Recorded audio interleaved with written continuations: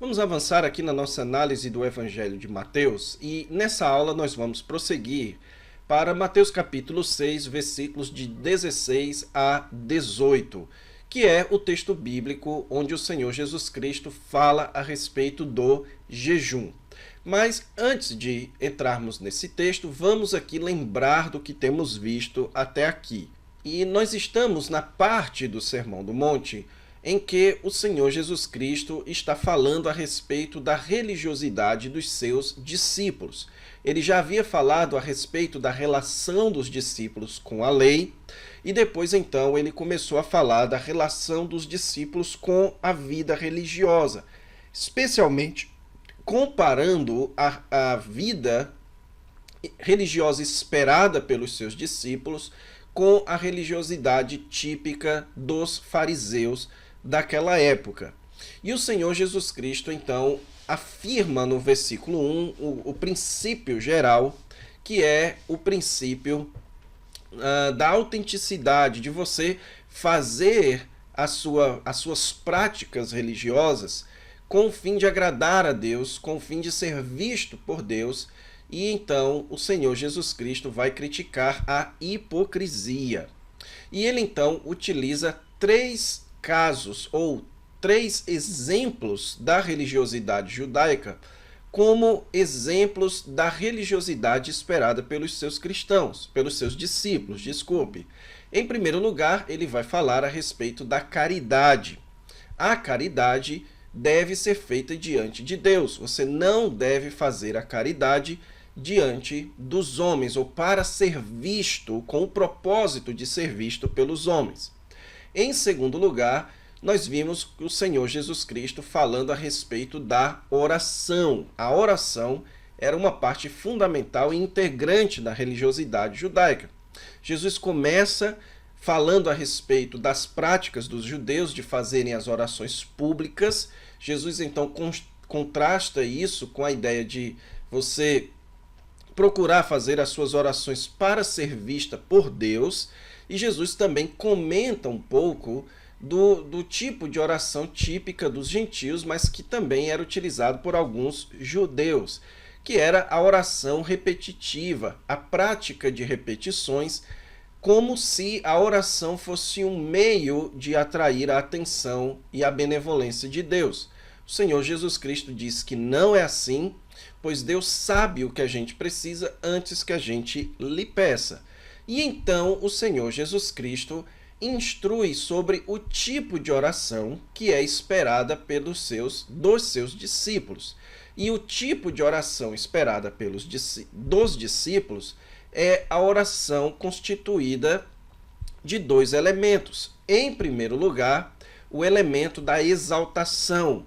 A oração do discípulo do Senhor Jesus Cristo deve ser uma oração que exalte a Deus, que reconheça a soberania, a superioridade de Deus, que reconheça que Deus é o provedor das nossas necessidades, que reconheça que Deus é o soberano, Deus é quem traz o reino, Deus é quem deve fazer a sua vontade, o nome de Deus é quem deve ser santificado e etc. Então a oração é um meio de exaltação. E em segundo lugar, a oração também é um meio de petição. É através da oração que nós reconhecemos as nossas necessidades e pedimos que Deus as supra.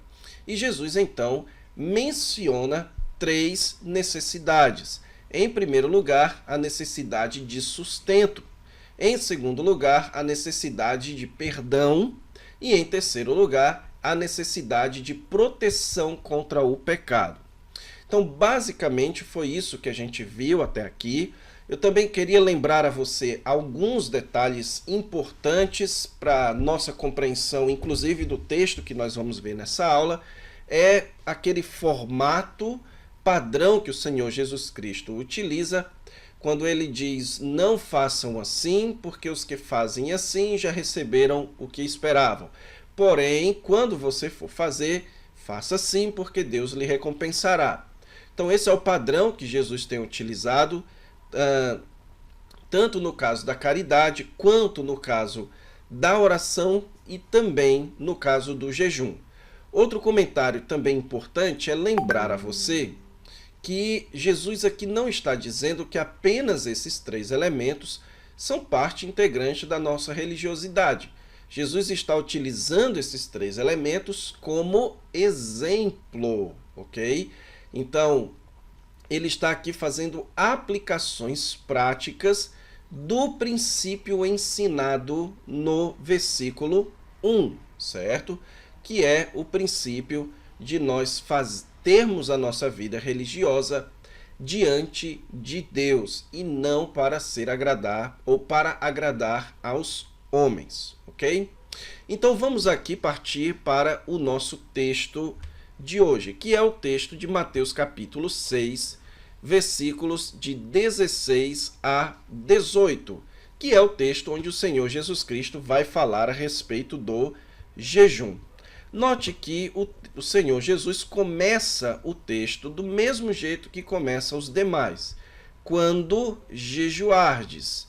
Isso implica que Jesus espera que o jejum continue sendo parte integrante da religiosidade dos seus discípulos.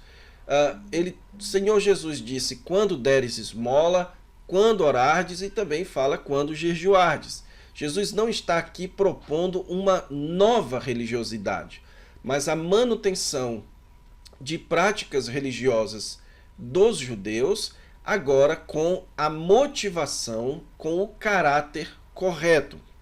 O jejum, irmãos, era parte da lei mosaica. A lei de Moisés ordenava que o jejum fosse feito no chamado dia da expiação, que era um dia especial, onde o sacerdote iria prover a expiação através de um sacrifício por todo o povo. Então, ali deveria haver uma espécie de jejum coletivo. O jejum também foi muito praticado no chamado período do exílio babilônico, quando o povo fazia jejuns para lembrar ou para expressar a sua agonia e lembrança do período em que eles estavam na sua terra. O Novo Testamento, irmãos, também descreve muito a prática do jejum. O jejum no Novo Testamento, você vê tanto ele sendo praticado em grupos, como ele também sendo praticado por indivíduos. Você nota isso especialmente nos evangelhos. E o jejum era uma prática da religiosidade judaica que geralmente era praticado como uma espécie de petição ou de exibição de angústia. E quando o jejum era praticado para petição, era uma petição dentro de um contexto de angústia. Então, o Novo Testamento e o Antigo Testamento mostra, por exemplo, os apóstolos jejuando antes de escolher líderes para a igreja. O Senhor Jesus Cristo também jejuou ali na sua tentação, em Mateus capítulo 4, expressando ali aquele sentimento de angústia sobre aquele que iria começar a tomar os pecados sobre si com a tentação de Satanás, ok? Então esse é o panorama geral a respeito do jejum. Então o que estava acontecendo aqui na época do Senhor Jesus Cristo? Os fariseus, eles tinham a prática de jejum.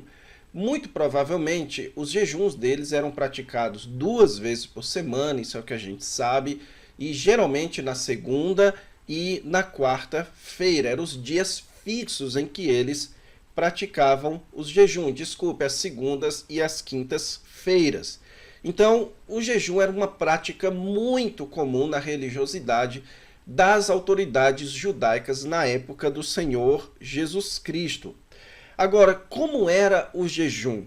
Hoje em dia, a gente sempre pensa do jejum como sendo apenas a privação do alimento. A pessoa deixa de comer e pronto, ok? Mas na época do Senhor Jesus Cristo, os jejuns eles eram acompanhados de uma série de outras excentricidades, como, por exemplo, as pessoas quando jejuavam, elas não faziam a sua barba, jogavam cinzas sobre a cabeça, não cuidavam da própria higiene, não passavam perfume, não tomavam banho, não lavavam o rosto, certo? Vestiam roupas velhas, roupas de pano, de saco, ok?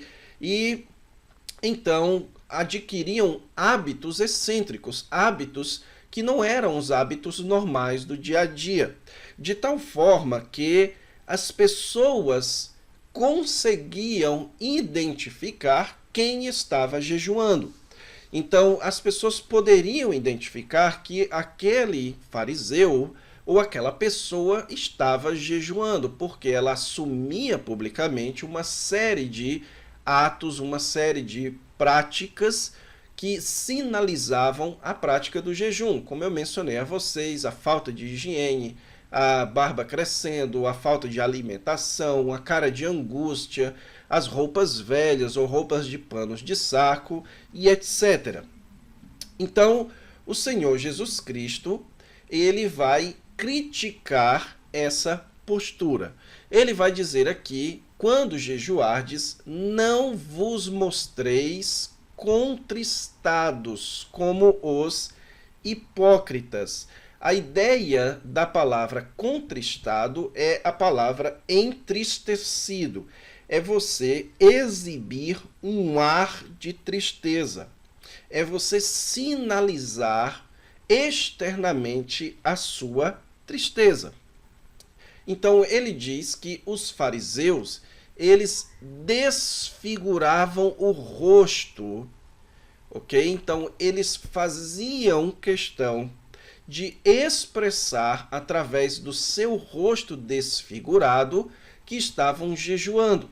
O jejum é uma prática que traz sofrimento. Se você já tentou jejuar, você sabe que só a ideia de jejuar já traz um certo sofrimento.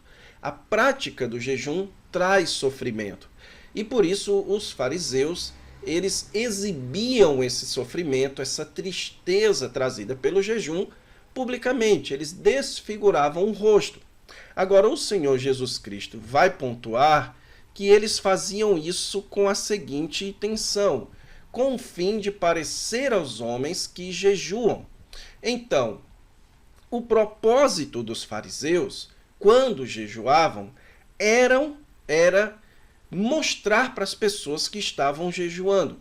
Era deixar claro para as pessoas que eles estavam jejuando.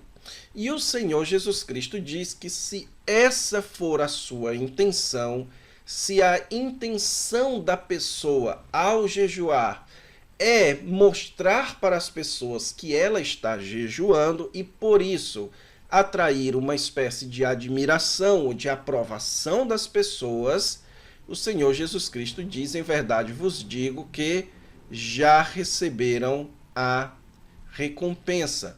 Então, o Senhor Jesus Cristo está dizendo que a recompensa para quem jejua, pensando em atrair a atenção, em mostrar para as pessoas que está jejuando, é então dada. Se a recompensa para quem jejua é atrair a atenção das pessoas para o seu jejum, então a recompensa já foi dada, a pessoa já recebeu a devida atenção.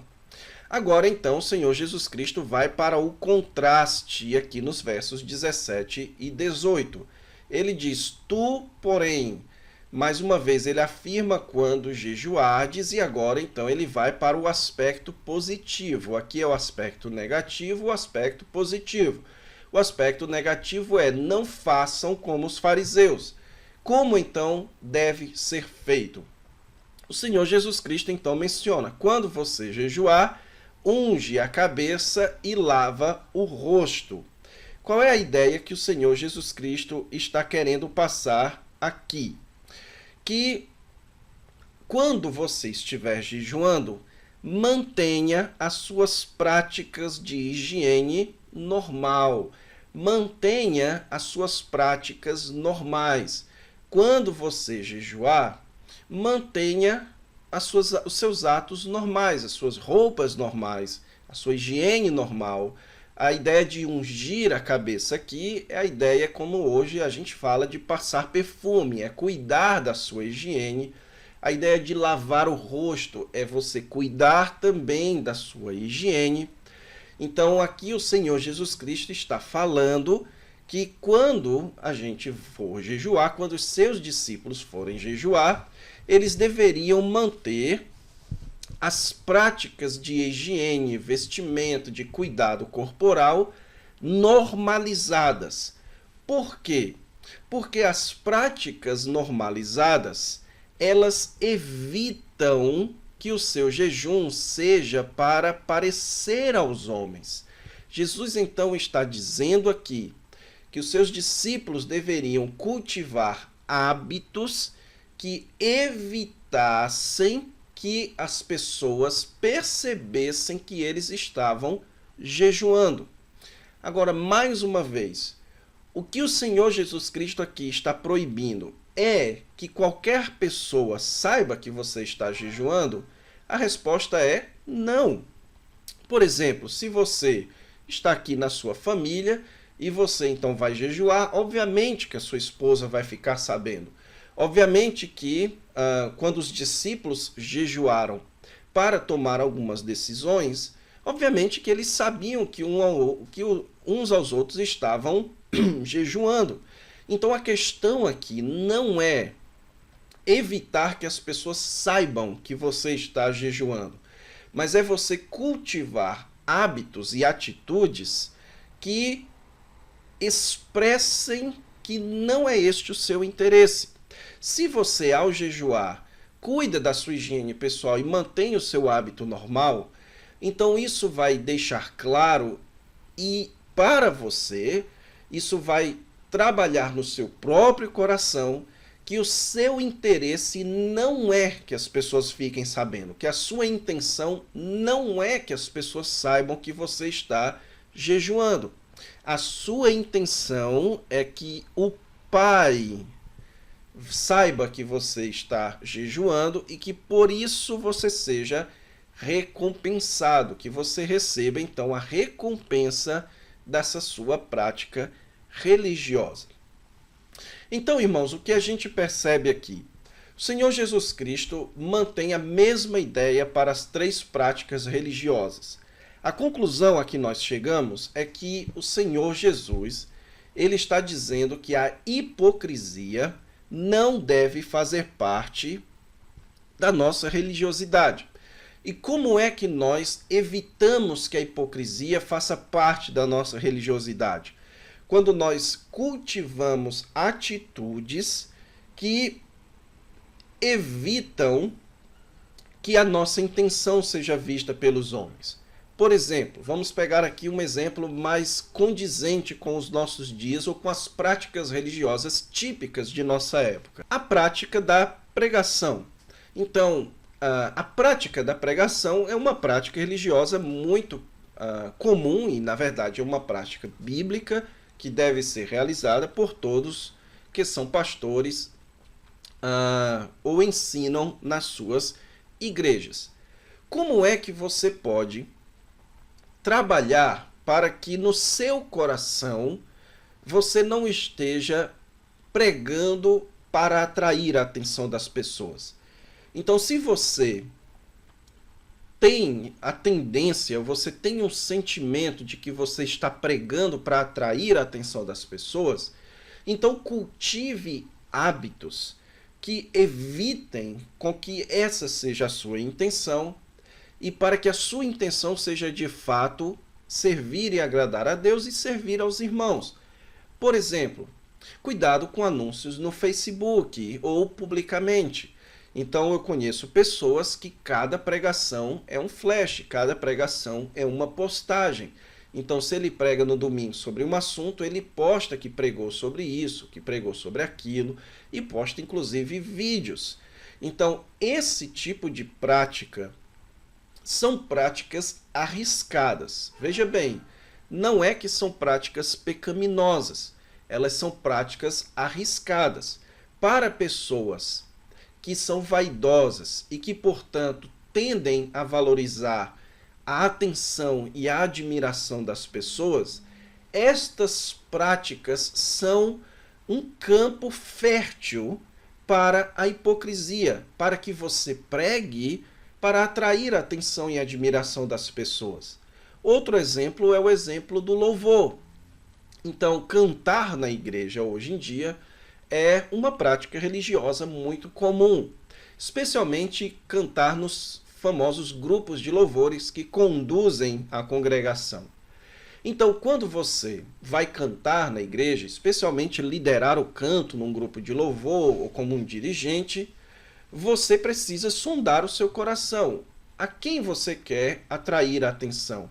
Você está cantando e louvando para ser visto por quem?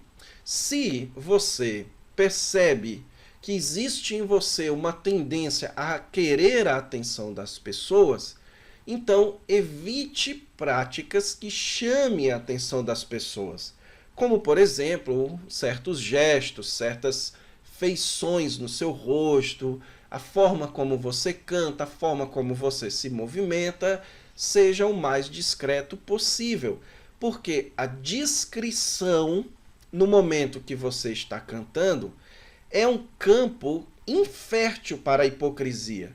Agora, a exibição, a exuberância é um campo fértil para a hipocrisia. Isso significa dizer que quando você for pregar, quando você for louvar, de nenhuma forma você deve publicar, de nenhuma forma você deve, por exemplo, fazer gestos para chamar a atenção das pessoas.